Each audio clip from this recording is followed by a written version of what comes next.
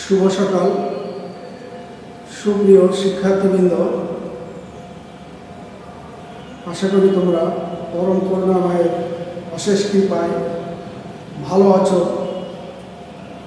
আজ দীর্ঘ প্রায় 1.5 বছর আমরা তোমাদের সাথে সরাসরি ক্লাসে মিলিত হতে পারছি না, কারণ কোভিড-19 কারণে সমগ্র পৃথিবী উতাল পাতাল হয়ে গেছে। স্বাভাবিক অবস্থায় এখনই ফিরে আসতে পারছি না। আমরা যতক্ষণ পর্যন্ত না স্বাভাবিক অবস্থায় ফিরে আসতে পারব, ততক্ষণ পর্যন্ত আমরা তোমাদের এই অনলাইন ক্লাস চালিয়ে যাব এবং পরম স্রষ্টার কাছে প্রার্থনা করব যে আমাদের এই মহামারী থেকে যাতে আমরা মুক্তি পেতে পারি। স্রষ্টা, তুমি আমাদের সেই ব্যবস্থা করে দাও এবং আমরা আমাদের স্বাভাবিক জীবনে যাতে ফিরে আসতে পারি, সেটাই স্রষ্টার কাছে আমাদের কামনা। আমি কুবেরচন্দ্র মণ্ডল, প্রভাষক, ইতিহাস বিভাগ, মংলা সরকারি কলেজ। আমি তোমাদের সাথে আজ যে বিষয় নিয়ে আলোচনা করব সেটি হচ্ছে ইতিহাস দ্বিতীয় পত্র একাদশ ও দ্বাদশ শ্রেণীর ছাত্রছাত্রীদের জন্য। প্রথম বর্ষে যারা ভর্তি হয়েছে তাদের সাথে আমাদের আদৌ দেখা হয়নি, তাদেরকে আমি শুভেচ্ছা স্বাগত জানাচ্ছি। তোমরা স্বাস্থ্যবিধি মেনে ঘরে থাকবে, সুস্থ থাকবে এবং অপরকে এই স্বাস্থ্যবিধি মানার জন্য অনুপ্রেরণা দান করবে। ঘরের বাইরে বেরোলেই তোমরা মাস্ক পরে বের হবে এবং হ্যান্ড স্যানিটাইজেশন এগুলো হাতে মেখে বের হবে এবং বারবার সাবান দিয়ে হাত ধোবে, এটাই কামনা করি। আর বিশেষ করে মংলাতে করোনার প্রাদুর্ভাব খুব বেড়ে গেছে, তারপরও আমরা তোমাদের এই শিক্ষা দেওয়ার জন্য ব্রতী হয়েছি। বিশেষ করে ভারতীয় যে ভাইরাস, যে ভেরিয়েন্টটা, সেটা খুব মারাত্মক, সেটা গ্রামাঞ্চল পর্যন্ত প্রায় ছড়িয়ে গেছে। তো এই ক্ষেত্রে আমরা আমাদের ক্লাস যতটুকু পারি তোমাদেরকে দেওয়ার চেষ্টা করি। আজকে আমি তোমাদের পড়াবো ইতিহাস দ্বিতীয় পত্রের 6ষ্ঠ অধ্যায়, জাতিসংঘ ও বিশ্ব শান্তি। তোমাদের এই দ্বিতীয় পত্রটা, ইতিহাস দ্বিতীয় পত্র সম্পূর্ণ দেখা যায় যে বিপ্লব, যুদ্ধ, শান্তি এগুলো নিয়ে তোমাদের এই দ্বিতীয় পত্রটি। এখানে দেখতে পাই আমরা শিল্প বিপ্লব আছে, ফরাসি বিপ্লব আছে, বলশেভিক বিপ্লব আছে, ইতালির রেনেসা আছে, প্রথম বিশ্বযুদ্ধ আছে, দ্বিতীয় বিশ্বযুদ্ধ আছে, মুসোলিনি আছে, হিটলার আছে, নেপোলিয়ন বোনাপার্ট আছে, সেনায় যুদ্ধ আছে, বর্ণবাদ আছে। তবে সরকার তোমাদের দিকে তাকিয়ে, ছাত্রছাত্রীদের দিকে তাকিয়ে সিলেবাস খুবই কম করে নিয়ে আসছে, যেটা 80 দিন ক্লাসের পর যাতে তোমাদের পরীক্ষা নেওয়া যায় তদ্রূপ ব্যবস্থা সরকার করেছে। এজন্য আমি মাননীয় শিক্ষামন্ত্রী এবং প্রধানমন্ত্রীকে অভিনন্দন জানাচ্ছি। এই 6ষ্ঠ অধ্যায়ে আজকে আমি তোমাদের যেটা পড়াবো সেটা হচ্ছে জাতিসংঘ ও বিশ্ব শান্তি। এই জাতিসংঘ পৃথিবীর ভিতর সবথেকে বড় সংগঠন। এত বড় সংগঠন পৃথিবীতে আর কোনো আন্তর্জাতিক সংগঠন আর একটু নেই। এই জাতিসংঘ গঠনের মূলেও অনেকগুলি কারণ ছিল, এর প্রেক্ষাপট ছিল। এর জন্য বিভিন্ন সম্মেলন হয়েছিল। সেই সম্মেলনের পরিসমাপ্তির শেষে বিশ্বে যাতে যুদ্ধ, বিগ্রহ আর কখনো না হয়, আর কখনো মানুষ যেন সেই হিরোশিমা নাগাসাকির মতো বিভৎসতা দেখতে না পায়, তারই উদ্দেশ্যে মানুষ জাতিসংঘ গঠন করেছিল এবং পৃথিবীর বড় বড় দেশগুলি সম্মিলিত হয়ে আর বিশ্ব শান্তি ধরে রাখার জন্য মূলত এই জাতিসংঘ গঠন হয়েছিল।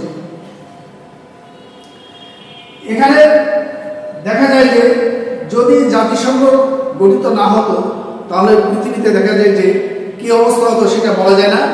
আরও দেখা যায় পৃথিবীতে অস্ত্র তৈরির জন্য যত বিলিয়ন মিলিয়ন টাকা খরচ হয়, শান্তির জন্য যদি এই টাকাগুলি খরচ হতো তাহলে দেখা যেত পৃথিবীতে আর কোনো রকম মানুষের সাথে অরাজকতা, হিংসা, বিদ্বেষ এগুলো হয়তো আর থাকতো না।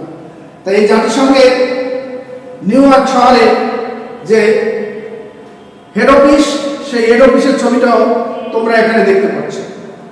এবং এই জাতিসংঘের সদস্যভুক্ত দেশ, একটা স্বাধীন দেশ ইচ্ছা করলে জাতিসংঘের সদস্যভুক্ত হতে পারবে। এর জন্য জাতিসংঘের দ্বার উন্মুক্ত সবসময়ের জন্য। প্রিয় শিক্ষার্থীবৃন্দ, এই অধ্যায়ের পাঠগুলো পড়ে তোমরা যা যা শিখবে এখানে পড়বে। দেখা যায় যে জাতিসংঘের পটভূমি, জাতিসংঘের বৃহৎ শক্তির ভূমিকা, বিশ্ব শান্তি প্রতিষ্ঠা ও নিরাপত্তা রক্ষায় জাতিসংঘের সাফল্য ব্যর্থতা, জাতিসংঘের সাফল্য ব্যর্থতার বিষয়ে পারস্পরিক মতামত। এখানে দেখা যায় যে যে কোনো একটা কাজ বা যে কোনো একটা বিষয় হলেই কিন্তু তার পজিটিভ এবং নেগেটিভ দুটো দিকই থাকে। তার দেখা যায় যে পজিটিভ দিক বেশি থাকে, নেগেটিভ দিক কম থাকে। যখনই দেখা যায় যে সাফল্যের দিকটা বেশি যদি না থাকে, যদি নেগেটিভ দিকটা বেশি থাকে, ব্যর্থতার দিকটা বেশি থাকে, তখনই কিন্তু সেখানে সংঘাতের সৃষ্টি হয় এবং সেই সংঘাত পরবর্তীতে মহিম রূপ ধারণ করে। এখানে আমি তোমাদের যে বিষয়টা নিয়ে আলোচনা করব সেটা হচ্ছে জাতিসংঘ প্রতিষ্ঠার পটভূমি। জাতিসংঘ গঠনের পটভূমি এটা দেখা যায় কি 1815 খ্রিস্টাব্দে ভিয়েনা কংগ্রেস হয়েছে।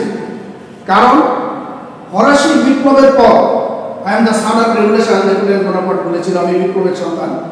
এই নেপোলিয়ন বোনাপার্ট সমগ্র পৃথিবীকে ওলটপালট করেছিল। পৃথিবীর এক জাতি, এক ভাষাভাষী মানুষকে অন্য ভাষাভাষীর মধ্যে ফেলে দিয়েছিল, যে কারণে বিভেদ বৈষম্যের সৃষ্টি হয়েছিল। উদাহরণস্বরূপ আমরা বলতে পারি যে আমরা বাঙালি, বাংলা আমাদের মাতৃভাষা, মা মাটি মানুষ আমরা। এখানে দেখা যায় যে 1947 সালে যখন ভারত পাকিস্তান ভাগ হয়েছিল তখন আমাদেরকে পাকিস্তানের সাথে দেওয়া হয়েছিল বা পাকিস্তানের ভিতরে আমরা পড়েছিলাম। সেখানে দেখা যায় যে পশ্চিমা শাসক গোষ্ঠী এই বাঙালিদের উপর শোষণ নির্যাতন শুরু করে সেই প্রথম তারা যে আঘাতটা নিয়েছিল সেটি কিন্তু ভাষার ক্ষেত্রে। আমি এটা উদাহরণ হিসেবে তোমাদেরকে বলছি। পরবর্তীতে দেখা যায় যে এই সব দ্বন্দ্ব সংঘাত দানা বাঁধতে এক পর্যায়ে গিয়ে আমরা আমাদের স্বাধীনতা আন্দোলনের জন্য নেমে পড়ি এবং পরবর্তীতে আমরা স্বাধীনতা লাভ করি এবং 1971 সালে আমরা স্বাধীন বাংলাদেশ নামে একটি ভূখণ্ড পেয়েছি। আজ আমরা সার্বভৌম বাংলাদেশের নাগরিক। ঠিক তদ্রূপভাবে এই জাতিসংঘ গঠনের পিছনেও এরূপ কতগুলো অবস্থা কাজ করেছিল বা অবস্থার সৃষ্টি হয়েছিল। যেমন সেখানে হিটলার, মুসলিনি, সেই ফ্যাসিবাদ, নাৎসিবাদের উত্থানের ফলে সমগ্র পৃথিবী তখন ত্রাহি ভাব হয়েছিল। তখন সমগ্র পৃথিবী দুটো ভাগে ভাগ হয়েছিল, একটা হচ্ছে অক্ষশক্তি, একটা হচ্ছে মিত্রশক্তি। এই মিত্রশক্তিতে যে সকল দেশ ছিল তারাই জাতিসংঘ গঠন করেছিল যে আর নয় যুদ্ধ, এবার চাই শান্তি। তাই জাতিসংঘ গঠনের পটভূমিতে আমরা দেখতে পাই যে জাতিসংঘ গঠনের উদ্দেশ্যে দ্বিতীয় বিশ্বযুদ্ধ শুরুর অব্যবহতি পরে শুরু হয়েছিল। অর্থাৎ দ্বিতীয় বিশ্বযুদ্ধ যখন শুরু হলো এবং এর শেষ পর্যায়ে 1941 খ্রিস্টাব্দে, তখনই কিন্তু এই বিশ্ব যুদ্ধ জাতিসংঘ গঠনের মানসিকতা সৃষ্টি হয়েছিল। এই যে হিটলার কর্তৃক সোভিয়েত ইউনিয়ন আক্রমণ এবং জাপান কর্তৃক মার্কিন যুক্তরাষ্ট্রের নিরাপত্তা ধ্বংসের আশঙ্কা দ্বিতীয় বিশ্বযুদ্ধকে এক নতুন মাত্রায় উন্নীত করে। তাহলে দেখা যাচ্ছে কি যে এখানে অক্ষশক্তি ছিল জার্মান, ইটালি, জাপান, এই তিনটে শক্তি বড় শক্তি ছিল, এরা হচ্ছে অক্ষশক্তি। আর মিত্র শক্তি ছিল ইংল্যান্ড, ফ্রান্স, যুক্তরাষ্ট্র, রাশিয়া এবং পরবর্তীতে চীন এসে মিলিত হয়। এবং তারা এই দ্বিতীয় বিশ্বযুদ্ধ বীজ কিন্তু নিহিত ছিল প্রথম বিশ্বযুদ্ধের ভিতর, যেখানে লিগ অফ নেশন গঠন হয়েছিল। লিগ অফ নেশনের ব্যর্থতাই জাতিসংঘ পরবর্তীতে রূপ লাভ করে। এরপর মিত্রশক্তি, অর্থাৎ আমি বললাম মিত্রশক্তি আর অক্ষশক্তি, মিত্রশক্তির দুই প্রধান সামরিক দুই শরিক মার্কিন যুক্তরাষ্ট্রের রাষ্ট্রপতি রুজভেল্ট এবং ব্রিটেনের প্রধানমন্ত্রী উইনস্টন চার্চিল 1941 সালে 9 আগস্ট উত্তর আমেরিকার আটলান্টিক মহাসাগরের নিউফাউন্ডল্যান্ড এর কাছে অগাস্টা এবং প্রিন্স অফ ওয়েলস, এই দুই জাহাজে দুজন ছিল, এক গোপন বৈঠকে মিলিত হন। অর্থাৎ এটা হয়েছিল যে লোকালয়ে অধিবেশন না করে সাগর ভিতর যাবে, যেখানে কারোর সঙ্গে এইটা যাতে বাইরে কোথাও প্রকাশ হতে না পারে, সেজন্য তারা এখানে মিলিত হয়েছিল, গোপন বৈঠকে মিলিত হয়। এই বৈঠকে মূলত মিত্রপক্ষের জন্য যুদ্ধের কৌশল, যে কিভাবে পরবর্তীতে যুদ্ধে অগ্রসর হওয়া যায় বা যুদ্ধ কৌশলটা কোন দিকে ধাবিত করা যায়। কারণ দেখা যায় যে হিটলারের সাথে কিন্তু বেড়ে উঠতেছিল না, সমগ্র পৃথিবী তখন উঠেছিল, কিন্তু রাশিয়া সেখানে বড় ভূমিকা রেখে কিন্তু হিটলারের পতন ঘটাইছিল।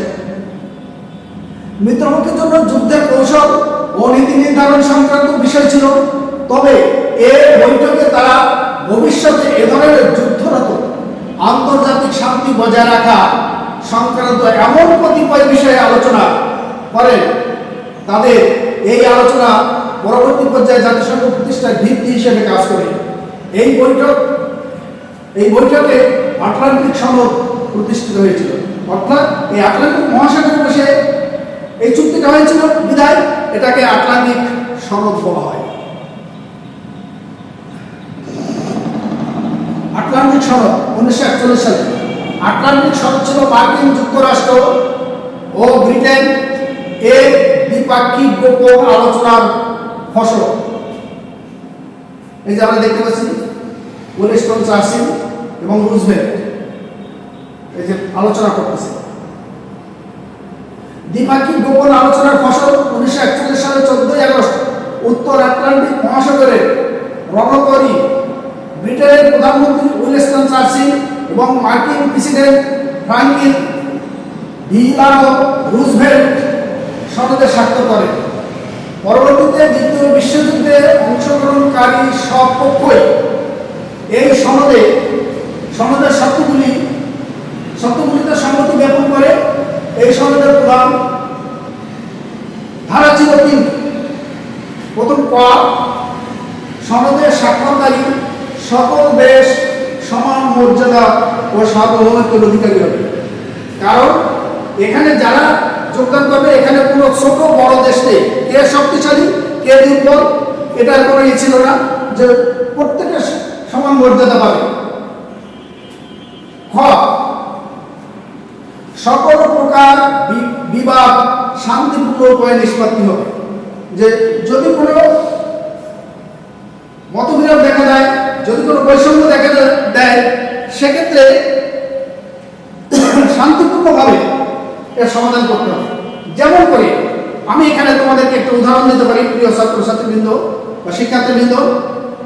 আমরা আমাদের ভৌগোলিক সীমানা, আমাদের সামুদ্রিক ভৌগোলিক সীমানা মায়ানমার দখল করে নিয়েছে এবং সেটা আমরা জাতিসংঘের মাধ্যমে পরবর্তীতে ফেরত পেয়েছি। সেখানে আমরা কিন্তু মায়ানমারের সাথে যুদ্ধ করিনি, শান্তিপূর্ণভাবে আমরা আমাদের ভৌগোলিক সীমানা এবং সমুদ্র সীমা ফিরে পেতে সক্ষম হয়েছিলাম। নম্বর 2, প্রতিটি দেশের জনগণ তাদের ইচ্ছামতো শাসনতন্ত্র গঠনের অধিকার পাবে, অর্থাৎ প্রত্যেক দেশের নিজস্ব সংবিধান তারা নিজেরাই তৈরি করবে। এ সংবিধানে অন্য কোনো দেশ হস্তক্ষেপ করবে না, এখানে তারা স্বাধীনভাবে তাদের নিজস্ব মতামত করবে। আমরা এখানে দেখতে পাচ্ছি আটলান্টিক চার্টার, এই চার্টারে 8টা শর্ত তারা ওইখানে বসে স্বাক্ষর করেছিলেন। সেটি একটি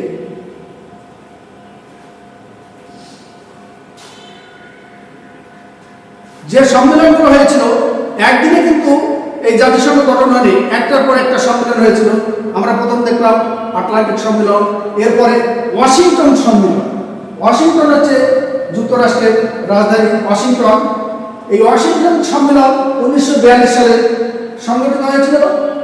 1942 সালের জানুয়ারি মাসে মার্কিন যুক্তরাষ্ট্রের ওয়াশিংটনে অনুষ্ঠিত সম্মেলনে মার্কিন যুক্তরাষ্ট্র, ব্রিটেন, চীন, সোভিয়েত ইউনিয়ন যে ইউনাইটেড নেশন ডিক্লারেশন স্বাক্ষর করে, তাতে আটলান্টিক চার্টার অনুমোদন দেওয়া হয়। অর্থাৎ ওই যে দুটো দেশ আটলান্টিক চার্টারে প্রথম স্বাক্ষর করেছিল, পরবর্তীতে আমরা দেখতে পাই যে সেখানে চীন, সোভিয়েত, রাশিয়া এরাও স্বাক্ষর করল। পরবর্তীতে আরো 22টি দেশ অনুমোদন দেয়। এই সম্মেলনের প্রথম ইউনাইটেড নেশন শব্দটি ব্যবহৃত হয়, ইউনাইটেড নেশন। অর্থাৎ আমরা এখানে দেখতে পাই UNO, United Nation of Organization. আমরা এখানে ইউএন আর ও তো হচ্ছে অর্গানাইজেশন, এই শব্দিক করতে আমরা এটা পেয়ে যাই। মস্কো সম্মেলন, রাশিয়ার মস্কো, 1943 সালে 18 থেকে 30 অক্টোবর এ সম্মেলন অনুষ্ঠিত হয়। এ সম্মেলনে ব্রিটেন, মার্কিন যুক্তরাষ্ট্র, রাশিয়া ও চীনের পররাষ্ট্রমন্ত্রীরা একটি যৌথ ইস্তেহার প্রকাশ করে। মার্কিন যুক্তরাষ্ট্রের সেক্রেটারি অফ স্টেট করেল হাল, ব্রিটেনের পররাষ্ট্রমন্ত্রী অ্যান্টনি এডেন, রাশিয়ার পররাষ্ট্রমন্ত্রী ভি মলোটভ এবং মস্কোস্থ চীনের রাষ্ট্রদূত টু কিংশাং স্ব দেশের পক্ষে এই ইস্তেহারে স্বাক্ষর করে। ইস্তেহারের 4র্থ অনুচ্ছেদে বলা হয়, আন্তর্জাতিক শান্তি ও নিরাপত্তা রক্ষার জন্য ক্ষুদ্র ও বৃহৎ শান্তিপ্রিয় রাষ্ট্রগুলির সার্বভৌমিকতা ও সমতার ভিত্তিতে একটি আন্তর্জাতিক প্রতিষ্ঠান স্থাপনের প্রয়োজনীয়তায় এই 4 শক্তি, অর্থাৎ এই যে 4টে শক্তি ব্রিটেন, মার্কিন যুক্তরাষ্ট্র, রাশিয়া ও চীন, এই 4 শক্তি স্বীকার করেছে। এর ঘোষণার মাধ্যমে মিত্রপক্ষের 4 প্রধান শক্তি একটি আন্তর্জাতিক সংস্থা গঠনের ব্যাপারে ঐক্যমত প্রকাশ করে।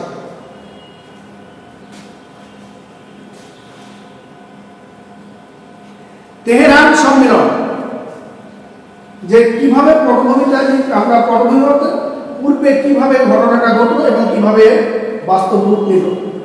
তেহরান সম্মেলন 1943 সালে অক্টোবর মাসে ব্রিটেন, যুক্তরাষ্ট্র, রাশিয়া ও চীনের কূটনৈতিক নেতৃবৃন্দ একটি আন্তর্জাতিক সংগঠনের অভিপ্রায় সম্বলিত ঘোষণা স্বাক্ষর করে। এই ঘোষণায় বলা হয়, এই সংগঠনটির সকল শান্তিপ্রিয় দেশের সার্বভৌমত্ব নীতির উপর প্রতিষ্ঠিত হবে। নভেম্বরে রাশিয়ার স্টালিনের সাথে চার্চিল রুজভেল্ট তেহরানে মিলিত হন। এই সকল রাষ্ট্রকে সংগঠনে যোগদানের ব্যাপারে একটি বিবৃতি দেন। তারা অভিমত দেন যে তাদের বিবৃতি বিশ্বের চিরস্থায়ী শান্তি প্রতিষ্ঠা করবে। তাদের একে বিশ্বে একটা চিরস্থায়ী শান্তি প্রতিষ্ঠিত হবে। আমি যে কথা বলছিলাম যে প্রথম শুরুতে একটা কথা আমি তোমাদেরকে বলেছিলাম যে 1815 খ্রিস্টাব্দে ভিয়েনা কংগ্রেস হয়েছিল। এই ভিয়েনা কংগ্রেসে যে চুক্তি হয়েছিল যে শান্তি স্থাপন করার জন্য সমগ্র পৃথিবীকে 100 বছর বিশ্বযুদ্ধের হাত থেকে রক্ষা করেছিল। অর্থাৎ তোমরা দেখো যে প্রথম বিশ্বযুদ্ধ হয়েছিল 1914 সালে, 1914 সালে, আর ভিয়েনা কংগ্রেস হয় 1815 খ্রিস্টাব্দে। তাহলে সমগ্র পৃথিবীকে এই ভিয়েনা কংগ্রেস 100 বছর শান্তি ধরে রাখতে সক্ষম হয়েছিল। এর পরবর্তীতে সেই শান্তি যখন বিঘ্ন ঘটে, তার পরবর্তীতে প্রথম বিশ্বযুদ্ধ ঘটে। সেটা একটা সামান্য তুচ্ছ কারণে, ওই ফার্ডিনান্ডের হত্যাকাণ্ড নিয়ে। এরপর হচ্ছে ডারবান, ওকস ও ইয়াল্টা সম্মেলন 1944 সালে। 1944 সালে 21শে আগস্ট থেকে 7 অক্টোবর পর্যন্ত ওয়াশিংটনের অধীনে ডাম্বারটন ওকস এ বৃহৎ শক্তিবর্গ জাতিসংঘ প্রতিষ্ঠার প্রতিশ্রুতিমূলক বিশেষ সম্মেলনে মিলিত হয়। এ বৈঠকে জাতিসংঘের রূপরেখা নিয়ে আলোচনার সময় ভেটো বা নিরাপত্তা পরিষদের একক বিরোধিতায় কোনো প্রস্তাব নাকচ করার অধিকার নিয়ে মতবিরোধ দেখা যায়। এখানে জাতিসংঘের একটা বড় শক্তি বা বড়ই সেটা হচ্ছে ভেটো। ভেটো অর্থাৎ না সূচক, অর্থাৎ ভেটো মানে আমি মানি না। যে বৃহৎ শক্তি, 5টা বৃহৎ শক্তি, এই 5টা বৃহৎ শক্তির একটা যদি কোনো রকম নেগেটিভ বা ভেটো প্রয়োগ করে, ভেটো করা তো ওইখান থেকে আসছে, তাহলে সেটা গ্রহণ হতে সময় লাগবে বা সেটি নিয়ে আলোচনা হবে। এই হবে এই ভেটোটা প্রথম প্রয়োগ করেছিল সোভিয়েত ইউনিয়ন। মতবিরোধ দেখা দেয়। তাছাড়া সোভিয়েত ইউনিয়ন তার অন্তর্ভুক্ত সব প্রজাতন্ত্রের জন্য পৃথক ভোট অধিকার দাবি করলে সমস্যা দেখা দেয়। অর্থাৎ সোভিয়েত ইউনিয়ন 15টা রাষ্ট্র নিয়ে, লাটভিয়া, তারপরে হচ্ছে এস্তোনিয়া, এইসব রাষ্ট্র, বিভিন্ন ইউক্রেন, যেগুলো এখন স্বাধীন হয়ে গেছে, এই 15টা রাষ্ট্র নিয়ে সোভিয়েত ইউনিয়ন গঠিত হয়েছিল। এখানে রাশিয়া বলল কি যে আমার প্রত্যেক রাষ্ট্রকে দিতে হবে, ভোটাধিকার দিতে হবে। তা সেখানে দেখা যায় যে জাতিসংঘের কাঠামো, উদ্দেশ্য, আইন, বিধি ইত্যাদি প্রণয়নের জন্য অদূর ভবিষ্যতে একটি সম্মেলনের আহ্বান করা হবে। যে মোতাবেক ক্রিমিয়ার ইয়াল্টায়, রাশিয়ার ক্রিমিয়ার ইয়াল্টায় 1945 সালের 4 থেকে 11 ফেব্রুয়ারি পর্যন্ত একটি সম্মেলন অনুষ্ঠিত হয়। এর সম্মেলনে রুজভেল্ট, চার্চিল, স্টালিন কর্তৃক ডাম্বারটন ওকস সম্মেলনে প্রস্তাব গৃহীত হয়। এতে রাশিয়ার প্রস্তাব মতো বেলারুশিয়া ও ইউক্রেনকে জাতিসংঘের সদস্য পদ দেওয়ার সিদ্ধান্ত হয়। সম্মেলনে স্থির হয় 1945 সালের 25শে এপ্রিল মার্কিন যুক্তরাষ্ট্রের সান ফ্রান্সিসকোতে জাতিসংঘের নির্বাহী সম্মেলন অনুষ্ঠিত হবে। সেখানে জাতিসংঘ সনদ প্রণীত হবে। অর্থাৎ সান ফ্রান্সিসকোতে জাতিসংঘের এই সনদ প্রথম প্রণীত হয়েছিল।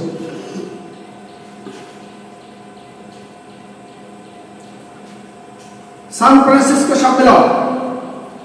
সান ফ্রান্সিসকো সম্মেলন 1945 সালে দ্বিতীয় বিশ্বযুদ্ধ যখন প্রায় শেষের দিকে, মিত্রপক্ষের জয়লাভ এখন সময়ের ব্যাপার মাত্র। অর্থাৎ দ্বিতীয় বিশ্বযুদ্ধ যখন শেষ পর্যায়ে চলে যায়, প্রথম যদিও আমরা দেখতে পাবো, এরপরে তোমাদের আলোচনা করবো সেটি, হিটলার প্রথম আত্মসমর্পণ করে, কিন্তু জাপান আত্মসমর্পণ করতে চায় না। যে কারণে জাপানের সেই হিরোশিমা নাগাসাকিতে এক লিটিল বয় এবং ফ্যাট বয় দুটো বোমা নিক্ষেপ করা হয়, যেটা আমেরিকা করেছিল। সেখান থেকে দেখা যায় যে সেই আলফা বিটা গামা, সেই রশ্মির তেজস্ক্রিয়তায় এখনও সেই জাপানে বিকলাঙ্গ হয়ে মানুষ জন্মগ্রহণ করছে। যে ভয়াবহতা, যে বিভৎসতা। সান ফ্রান্সিসকো এ সময় মার্কিন যুক্তরাষ্ট্রের সান ফ্রান্সিসকো শহরে যেসব রাষ্ট্র অক্ষশক্তির বিরুদ্ধে লড়াইয়ে অংশ নিয়েছিল তাদের সম্মেলন আহ্বান করা হয়। 50টি দেশের প্রতিনিধিবর্গ এ সম্মেলনে মিলিত হয়। 1945 সালের 25 এপ্রিল শুরু হয়ে এ সম্মেলন শেষ হয় 26 জুন জাতিসংঘ সনদ স্বাক্ষরের মধ্য দিয়ে। এখানে উল্লেখ্য, জাতিসংঘের প্রতিষ্ঠা লগ্নে 50টা দেশ ছিল, একটা দেশ অনুপস্থিত ছিল, তারা সম্মতি দিয়েছিল। সেটি উল্লেখ্য, পোল্যান্ড সম্মেলনে উপস্থিত না থেকেও 51তম দেশ হিসাবে প্রতিষ্ঠাকালীন সময় সদস্য হয়। 5টি বৃহৎ শক্তি ইংল্যান্ড, ফ্রান্স, মার্কিন যুক্তরাষ্ট্র, চীন, সোভিয়েত ইউনিয়ন এর অনুমোদনের পর 24 অক্টোবর 1945 সাল থেকে জাতিসংঘের কার্যক্রম শুরু হয়। এর জন্য প্রতি বছর পৃথিবীর সব রাষ্ট্র 24 অক্টোবরকে জাতিসংঘ দিবস হিসেবে পালন করে থাকে। এই 24 অক্টোবর পালন করার একটা কারণও আছে, যে জাতিপুঞ্জ কিন্তু 24 অক্টোবর শুরু হয়েছিল, সেজন্য তারা এই দিনটাকে ধরে রেখেছিল। 24 অক্টোবর জাতিসংঘ দিবস হিসেবে আমরা এখনো পালন করে আসছি। এবার জাতিসংঘের উদ্দেশ্য গঠনের প্রধান উদ্দেশ্য সমূহ, সেটি হচ্ছে ক, রাষ্ট্রসমূহ কর্তৃক দ্বিপাক্ষিক বা বহুপাক্ষিক আলোচনার মাধ্যমে যুদ্ধ পরিহার করে সমস্যার সমাধান করা। যে একজনে যদি না পারে, দুটো রাষ্ট্র মিলে যদি না পারে, সেখানে বহুপাক্ষিক আলোচনা হতে পারে। যেমন তাশখান, ভারত পাকিস্তান যুদ্ধ হয়েছিল, তাশখানের মাধ্যমে, মানে রাশিয়ার হস্তক্ষেপের ফলে সেটার সমাধান হয়েছিল। মানব জাতির কল্যাণ ও অর্থনৈতিক অগ্রগতির জন্য উদ্যোগ। জাতিসংঘের উদ্দেশ্য হচ্ছে সমগ্র মানব জাতির কল্যাণ করতে হবে। পৃথিবীতে মানুষদের বাঁচার একটা, যেমন জাতিসংঘের পরবর্তীতে আমরা দেখব যে বিভিন্ন দপ্তর আছে বা বিভিন্ন সংগঠন আছে, যেখানে এবং আছে, যেমন বর্তমানে হচ্ছে ওয়ার্ল্ড হেলথ অর্গানাইজেশন। এই যে ভ্যাকসিন যেগুলো আছে, এগুলো ওয়ার্ল্ড হেলথ অর্গানাইজেশনের অনুমোদন না হওয়া পর্যন্ত মানুষের শরীরে পুশ করা যাচ্ছে না। নতুন প্রতিষ্ঠিত সব রাষ্ট্রের জন্য জাতিসংঘের সদস্য পদ গ্রহণের পথ খোলা রাখা হবে। যে কোনো স্বাধীন দেশ যদি জাতিসংঘের সদস্য দেশ হতে চায়, তারা সাদরে তাদেরকে নিয়ে নেবে এবং জাতিসংঘের নিয়মকানুন যদি মেনে চলতে হয়। জাতিসংঘের গঠন, বিশ্বের সব স্বাধীন জাতি সমূহ নিয়ে জাতিসংঘ গঠিত হয়। শুরুতে এর সদস্য সংখ্যা ছিল 51, বর্তমানে এর সদস্য সংখ্যা 193টি। মোট 6টি সংস্থার সমন্বয়ে জাতিসংঘ গড়ে ওঠে। এগুলো হলো সাধারণ পরিষদ, নিরাপত্তা পরিষদ, অর্থনৈতিক ও সামাজিক পরিষদ, ওসি পরিষদ, আন্তর্জাতিক বিচারালয়, সচিবালয়। এই 6টা দপ্তর, এদেরই জাতিসংঘের কাজ বেশি এবং এখানে নিরাপত্তা পরিষদের কাজ কিন্তু সবথেকে বেশি। এই নিরাপত্তা পরিষদের স্থায়ী সদস্য হচ্ছে 5টা দেশ। ওই যে 5টা দেশ, ইংল্যান্ড, ফ্রান্স, যুক্তরাষ্ট্র, রাশিয়া ও চীন। এই নিরাপত্তা পরিষদকে জাতিসংঘের হৃৎপিণ্ড বলা হয়। এগুলো আমি তোমাদের পরবর্তী যখন সেশন নেব, ক্লাস নেব, তখন সেখানে আলোচনা করব। জাতিসংঘের ভাষা, জাতিসংঘের দাপ্তরিক ভাষা। জাতিসংঘের বর্তমানে 6টি ভাষা, দাপ্তরিক ভাষা হচ্ছে 6টা। এই 6টা ভাষায় যে কোনো আদেশ, নির্দেশ বা প্রকাশনা এই 6টি ভাষায় প্রকাশিত হয়। যেমন আরবি, চাইনিজ, ইংরেজি, ফ্রেঞ্চ, রুশ ও স্প্যানিশ। অফিসিয়াল দলিলপত্র, লেখা ও সভাগুলোতে ব্যবহার করা হয়। তবে এখানে একটা মজার ব্যাপার, বা এখানে আমাদের একটা সুসংবাদ আসতে যাচ্ছে। যেমন আমাদের আন্তর্জাতিক মাতৃভাষা দিবস, বাংলাদেশের ভাষা দিবসকেই ধরে নিয়ে আন্তর্জাতিক মাতৃভাষা দিবস হয়েছে। পৃথিবীর সব দেশই আন্তর্জাতিক মাতৃভাষা দিবস এখন পালন করে, যার যার মাতৃভাষা তারা পালন করে। নিচে প্রেম মণিমুক্তাহীন, স্বদেশের প্রিয় প্রেম তার চেয়ে রত্ননাইয়া। তবে অপেক্ষায় আছে অফিসিয়াল ভাষার প্রস্তাবে বিবেচনায় রয়েছে। তার ভিতর আমারই বাংলা ভাষা, হিন্দি ভাষা, পর্তুগিজ ভাষা, তুর্কি, স্প্যানিশ ভাষাকে অফিসিয়াল ভাষা করা বিবেচনায় রয়েছে। আমি জাতিসংঘের পটভূমি সম্পর্কে তোমাদের সাথে আলোচনা করলাম। তবে এখানে আরো একটা বাড়তি কথা বলে রাখি তোমাদেরকে জানার জন্য। বর্তমানে জাতিসংঘের মহাসচিব অর্থাৎ সেক্রেটারি, এই মহাসচিব হচ্ছে অ্যান্তনি গুতেরাস। উনি পর্তুগালের লোক এবং পর্তুগালের প্রধানমন্ত্রী ছিলেন। এখন উনি কিন্তু বর্তমানে জাতিসংঘের মহাসচিব। এই জাতিসংঘ নিয়ে আমি তোমাদের এরপরে আরো ক্লাস নেব, সেই ক্লাসে আরো আলোচনা করব। তার থেকে আমি যে অধ্যায়গুলো বলেছি জাতিসংঘের দপ্তর সম্পর্কে বা সাধারণ পরিষদ, জাতিসংঘের যে 6টা দপ্তর আছে এই সম্পর্কে আলোচনা করব, জাতিসংঘের কার্যক্রম, জাতিসংঘের ব্যর্থতা, সাফল্য, এসবগুলো একটা একটা অধ্যায় নিয়ে আমি আলোচনা করব। আমি সবাইকে ধন্যবাদ জানিয়ে আবারও সবাইকে স্বাস্থ্যবিধি মেনে চলার জন্য আহ্বান জানিয়ে আমি আমার ক্লাস এখানে শেষ করছি। সবাই সুস্থ থাকো, শান্তিতে থাকো, এটাই কামনা করি। ধন্যবাদ।